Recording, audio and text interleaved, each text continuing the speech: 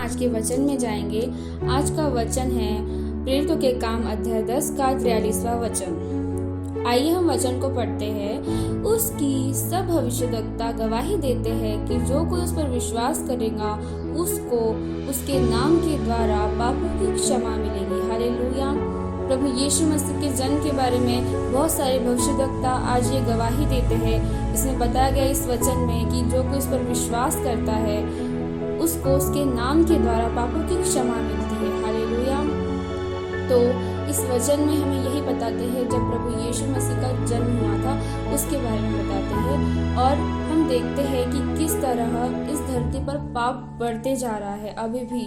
वैसे ही हम पुराने नियम में जब देखते हैं कि नूह के समय में कैसे कितना पाप बढ़ गया था कि परमेश्वर का क्रोध उन पर भड़का था और वो उनके ऊपर पाप इतना बढ़ गया था कि परमेश्वर ने इतना मेह बरसाया, और सिर्फ एक नूह ही है जो धर्मी पुरुष ठहराया गया था, इसलिए नूह के घराने को बचाया गया था।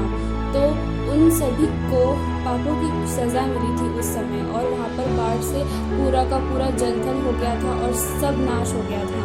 उसी तरह वैसे ही पुराने नियम में पहले बलि चढ़ाया करती थी, जिसके कारण लोगों के पापों की क्षमा हुआ करती थी, पर वो भी इतना बढ़ते जा रहा था, मनुष्य पाप करते जा रहा था और बलि चढ़ाते जा रहा था। इसके कारण वो सब बढ़ते ही जा रहा था और वो सब काम नहीं आ रहा था। तो प्रभु यीशु मसीह का जन्म इसीलिए हुआ कि वो मनुष्य के उद्धार के लिए, उसके पापों की क्षमा के लिए उसे इस धरती पर आना ही पड़ा। परमेश्वर ने उसके नाम की घोषणा कर दी थी कि प्रभु यीशु मसीह का जन्म होने वाला है।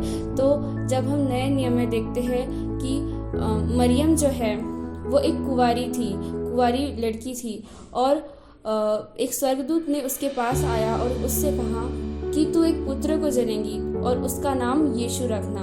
हालेलुया। परमेश्वर प्रभु यीशु मसीह के जन्म की घोषणा हुई उस समय, और फिर उसने उस पुत्र को जना और उसका नाम यीशु रखा।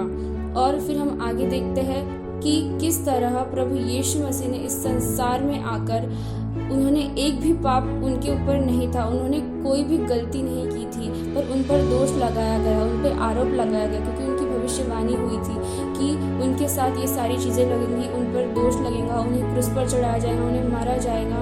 और आज वो हमारे पापों के लिए उस क्रूस पर चढ़ाए गए, वो मारे गए, गाड़े गए और तीसरे दिन जी उठे। हालेलुया।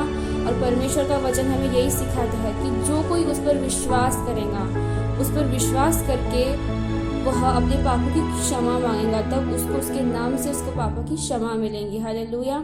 तो आज सिर्फ प्रभु यीशु मसीह ही एक जरिया है जो हमारे पापों से हमें निजात दिला सकता है। प्रभु यीशु मसीह ही है जिसके द्वारा हम उस परमेश्वर तक पहुंच सकते हैं, क्योंकि मार्ग, सत्य और जीवन यीशु है। जो कोई उसके पास चला गया, जो कोई उस पर विश्वास करने लगा, वह परमेश्वर को जानता है। हालेलुया।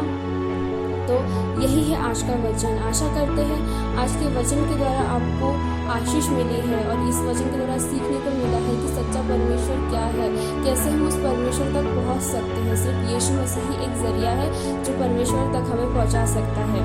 तो आइए हम प्रार्थना में जाएंगे।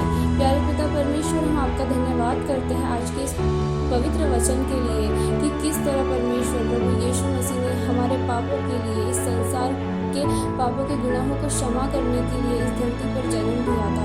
आशा करते हैं सभी के जीवन में इस वचन के द्वारा काम हो और सभी ब्लेसिंग्स मिले सभी को।